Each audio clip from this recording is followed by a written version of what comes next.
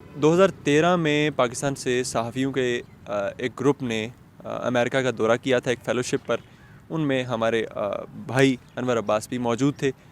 انور عباس, آپ کے ساتھ آپ نے کئی دفعہ میرے ساتھ پرائیویٹ سیشنز میں, پرسنل میٹنگز میں یہ تذکرہ کیا ہے. وہاں کچھ بڑے دلچسپ اور عجیب و غریب قسم کے واقعات پیش آئے تھے جب آپ نے پینٹاگون کا وزٹ آپ کو کروایا گیا تھا. تو تھوڑا سا بتانا پسند کریں گے. ابھی نئے امریکی صدر بھی آئے ہیں اور پرانا جا چکا ہے, پرانا گیا ہے تو نیا آیا ہے. تو پرانے کو تو یہ ویلن بنا کے پیش کر رہے ہیں. حالانکہ مجھے تو یہ فیل ہوتا ہے, یہ بات آتی ہے کہ بھئی جو ڈونلڈ ٹرمپ تھا شاید وہ پہلا امریکی صدر تھا جس نے امریکیوں کا جو چہرہ تھا, حقیقی چہرہ, وہ دنیا کے سامنے رکھا. تھوڑا سا بتائیں گے کہ پینٹاگون میں جب آپ کا جانا ہوا تو وہاں آپ کے ساتھ کیا واقعات پیش آئے تھے؟ میں گیا تھا یو ایس تقریباً 2013 میں.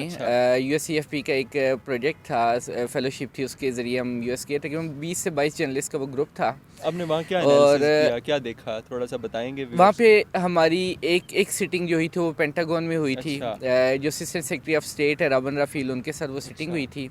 اور اس سٹنگ میں جو پہلا سوال یہ کیا گیا تھا کہ آپ یہ بتائیں کہ امریکنز کیسے ہیں. اچھا, امریکی کس طرح کے لوگ ہیں, کیا سوچتے ہیں, آپ نے کیسا پایا امریکنز کو؟ رابن رافیل نے آپ لوگوں سے یہ سوال کیا؟ جی, باری سارے جرنلسٹ سے سوال کیا تھا. اس پہ جو باقی لوگوں نے, بعض نے یہ کہا کہ they are angels on the ارتھ, کہ وہ تو فرشتے ہیں. بعض نے ان کو کرٹیسائز بھی کیا. اور جو میرا اس میں پوائنٹ آف ویو یہ تھا کہ امریکن سے جتنی میری انٹریکشن ہوئی ہے, ان کے چہرے پہ ہر دفعہ نا ایک پوری سی ایک اسمائل ہوتی ہے.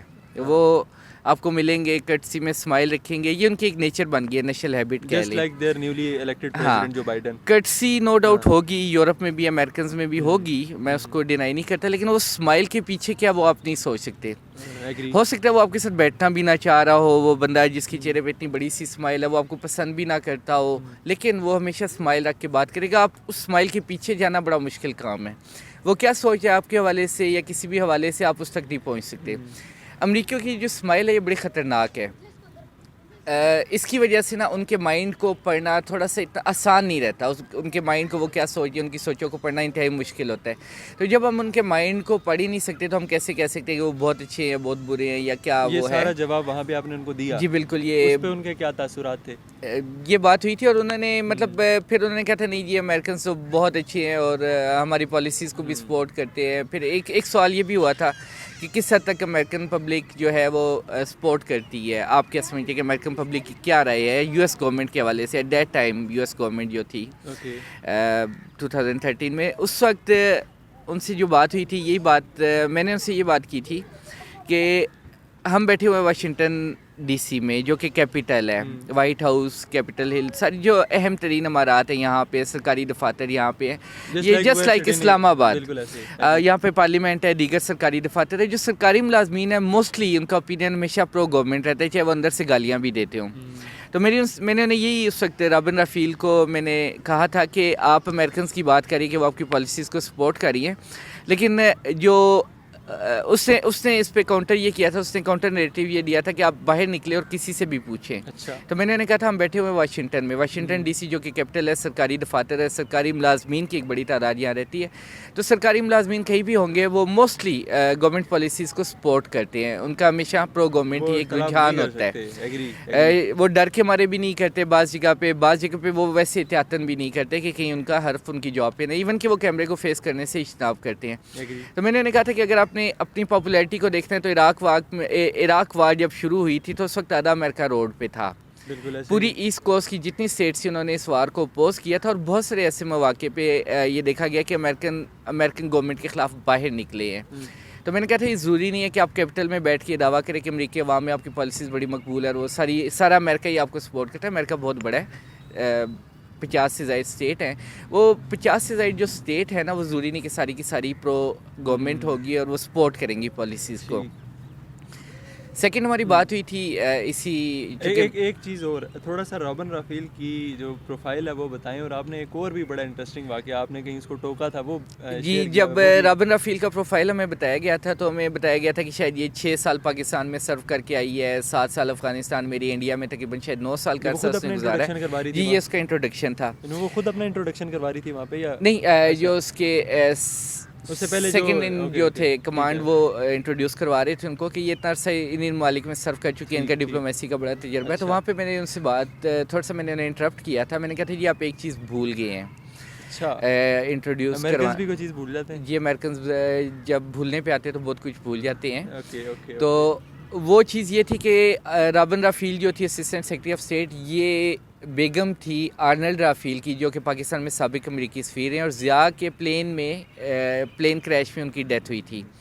اس کے بعد کے وقت پاکستان میں جو بالکل, تو اب رابن رافیل نے اس وقت یہی کہا کہ نہیں اس کی ضرورت نہیں ہے, کہ اس part of the introduction is not necessary, you don't have to we don't have to discuss it. Anwar بھائی وہ بتائیں وہ بھولے اب کیوں ہیں؟ پرابلم یہ ہے کہ رابن رافیل نے آرنلڈ رافیل کی ڈیتھ کے بعد کافی عرصے تک امریکن گورنمنٹ کو پریشرائز کیا کہ وہ اس مرڈر کی انویسٹیگیشن کرے, اور امریکنز نے انویسٹیگیشن نہیں کی, بلکہ آفٹر فیو منتھس یا آپ ایئرس کہہ لیں کہ ایک وقت گزرنے کے ساتھ Robin Raphel part of American foreign office بن گئی, اسٹیبلشمنٹ کا حصہ بن گئی. اب انہیں کیوں خاموش کیا گیا, وہ اپنے مطالبے سے کیوں دستبردار ہوئی, یہ تو امریکنز بہتر جانتے ہیں. لیکن یہ شاید اچھی پوسٹ بھی تو مل گئی نا, بالکل ڈیفینیٹلی اگلی زندگی اچھی گزارنے کے لیے. نو ڈاؤٹ وہ کوالیفائڈ بھی ہے, اس کا تجربہ بھی ہے رابن رافیل کا, شی ڈیزروز اٹ, ایک اچھی پوزیشن. لیکن یہ کہ اس میں شاید ایک بہت بڑی جو ایک کمپین جو انہوں نے لانچ کی تھی آرنلڈ رافیل کے مرڈر کے حوالے سے کہ اس کو انویسٹیگیٹ کرایا جائے اور مرڈرز کا تعین کیا جائے, تو وہ کمپین نے بھی بڑا رول پلے کیا. رابن رافیل کو ذاتی طور پہ یہ اچھا نہیں لگا میرا ٹوکنا انٹرپٹ کرنا. اور پھر ایک انٹرسٹنگ بات تب ہوئی تھی کہ جب انہوں نے یہ پوچھا تھا کہ پاکستان میں ٹیررزم کون کر رہا ہے. اچھا, تو آپ یہ بتائیں آپ کے جو اپنے دوست وغیرہ تھے باقی جرنلسٹ, یہ ہمارے جو دوست تھے وہاں پہ بیٹھے ہوئے تھے اس گروپ کا سب تقریباً وہ ڈیوائیڈڈ تھے اس پہ. بعض لوگ کہتے تھے کہ نہیں جی اس میں طالبان انوالو ہیں, بیک ان 2013 جب یہ ہم وہاں پہ تھے پاکستان میں جی بالکل ٹیررزم پیک پہ تھا, اور بعض لوگوں نے کچھ اس کو ایجنسیوں کی کارستانی بھی قرار دیا. پھر یہ کہ میری جو بات ہوئی تھی جب انہوں نے مجھ سے کوشچن کیا 1 by 1 وہ سب سے سوال کر رہے تھے, تو میں نے کہا تھا امریکنز انوالو ہیں پاکستان میں ٹیررزم کے حوالے سے, کیونکہ جتنی بڑی طالبان لیڈرشپ تھی وہ آدھی سے زیادہ مرکز میں بیٹھے ہوئے تھے اور آپ نے یہ باتیں کہہ دی. جی بالکل, اسے ڈر نہیں لگا اور کیا بات؟ نہیں ڈرنے والی بات ہی نہیں ہے. میں جرنلسٹ ہم دیر گیس, وہ مجھے کچھ نہیں کہہ سکتے تھے. میں نے ان سے یہ بات کی کہ جو پاکستان میں ٹیررزم ہے وہ امریکنز کی وجہ سے, جتنی بڑی طالبان لیڈرشپ تھی اس دور کی جو کہ پاکستان میں ایسے ایک پاپولر ہوئی, وہ سارے وہ لوگ تھے جو کہ ان میں سے میجورٹی گوانتانامو بے میں رہ کے آئی تھی, ان کے امریکنز کے ساتھ تعلقات رہے اور وہ واپس آنے کے بعد دہشت گرد بنے. تھرڈ انہوں نے یہ پوچھا تھا ہم سے سوال باری باری سب سے کہ جو ٹیررزم ہے پاکستان میں اس کے پیچھے کون ہے.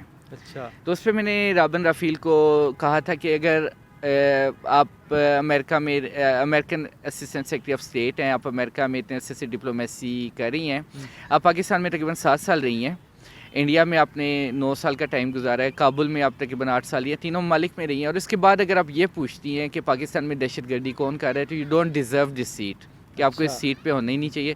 نیکسٹ چلے وہ ہمارے ویوز جاننا چاہ رہے تھے کہ ہمارے ویوز کیا ہیں, انہیں پتہ ہوگا سارا کچھ. پھر وین شی انسسٹڈ, انہوں نے جب اس بات پہ اصرار کیا کہ نہیں آپ بتائیں کہ آپ کی رائے کیا, تو میں نے کہا کہ یہ Americans are the biggest terrorist, اور پاکستان میں ٹیررزم میں بھی یہ انوالو ہیں. وہاں پہ ایک ہیٹی ڈیبیٹ شروع ہو گئی تھی. کچھ جرنلسٹ امریکنز وہ بھی اس ڈیبیٹ کا پارٹ بن گئے. آلموسٹ حال میں خاموشی ہو گئی. اس وقت جب پوچھا اس ڈیبیٹ میں, ایک جرنلسٹ نے کہا کہ جی آپ اتنا بڑا دعویٰ کر رہے ہیں کہ آپ کے پاس کوئی ثبوت ہے. She said کہ جی you are making a big claim and do you have any evidences for that? I said definitely I do have. میں نے کہا جی ثبوت موجود ہیں, شواہد موجود ہیں. پرابلم یہ ہے کہ جن ریاستوں میں آپ ٹیررزم کرتے ہیں وہ چونکہ آپ کی فرینڈ لسٹ پہ نہیں ہے, آپ کی دوست ممالک نہیں ہے, آپ کی دشمن ریاستیں ہیں, تو آپ ان شواہد کو شواہد تسلیم ہی نہیں کرتے. ادروائز سوشل میڈیا پہ اس وقت یوٹیوب پہ ہر جگہ انوالو تھی. بیسکلی ہمارے اس وقت ڈسکشن چلے گی سیریا پہ. میں نے کہا جی آپ سیریا میں, عراق میں, ہر جگہ امریکنز انوالو ہیں اور یہ دہشت گردی کر رہے ہیں اور دہشت گرد گروپوں کو فیسیلیٹیٹ کر رہے ہیں. اس پہ انہوں نے کہا تھا کہ ایویڈنس. میں نے کہا جی یوٹیوب پہ ویڈیوز پڑی ہیں, امریکن جو سولجرز ہیں ایون کہ ان کی بھی ویڈیوز اس وقت موجود تھی یوٹیوب پہ, سوشل میڈیا پہ, جو کہ انوالو تھی, جو کہ ایون کہ امریکن کانٹریکٹ سولجرز جو کہ کانٹریکٹ پہ عراق میں گئے ہوئے تھے, سیریا میں گئے ہوئے تھے, ان کی ویڈیوز اویلیبل تھی. ان امریکنز کے وہاں کے وزٹ کی ویڈیوز موجود تھی جو کہ فری سیرین آرمی اور دیگر ریبل گروپس کے ساتھ ان کی ملاقاتیں تھیں. تو جب میں نے یہ پوائنٹ آؤٹ کیا تو اگین بات ہوئی ہے چونکہ وہ ان کے دشمن ملک تھے, تو آئی سیڈ کہ جی میں نے انہیں یہ کہا کہ آپ اس کو ایویڈنس مانیں گے نہیں, جب تک کہ وہ آپ کے دوست مالک نہ ہو. تو ایک بڑی ہیٹی ڈبیٹ ہوئی تھی, اس کے بعد کافی خاموشی رہی اور کافی دیر وہاں پہ حال میں بحث ہوتی رہی رابن رافیل کی ڈائریکٹلی میرے ساتھ وہاں پہ ڈیلیگیشن میں. اور بعد میں دوستوں نے کافی اپریشیٹ بھی کیا, جو ہمارے دوست ساتھ گئے ہوئے تھے سینئر جرنلسٹ, انہوں نے اپریشیٹ بھی کیا اس چیز کو کہ ایٹ لیسٹ آپ بولے. لیکن مجھے یہ بڑی حیرت ہوئی تھی کہ ہمارے ساتھ جو دوست موجود تھے وہ کیوں نہیں بولے, کیونکہ ہماری کچھ دوست تھے وہ کہتے تھے جی Americans are angel, they are angel on the earth. وہ لوگ بھی موجود تھے اور وہاں گوری چمڑی بھی تو ہے نا شاید وٹس ایور جو بھی تھا ان کا پوائنٹ آف ویو ہر بندے کا ایک اپنا ہوتا ہے. میرا حق نہیں بنتا کہ میں کسی کو کمنٹ کروں, لیکن اسٹل مجھے ایک یہ حیرت ہوئی تھی اس سارے انسیڈنٹ میں. Very much. جو نئے یو ایس پریزیڈنٹ آئے ہیں اور جو پرانے امریکی صدر ڈونلڈ ٹرمپ تھے, اس حوالے سے بھی ہم کسی اگلی ویڈیو میں یہ بات کریں گے ڈیٹیل سے کہ ان کا جو 4 سالہ دور تھا وہ کیسا تھا, کیا وہ واقعی ولن تھے. لیکن اس وقت اجازت دیجیے, ملاقات ہوتی ہے اگلی ویڈیو میں, تب تک کے لیے خدا حافظ.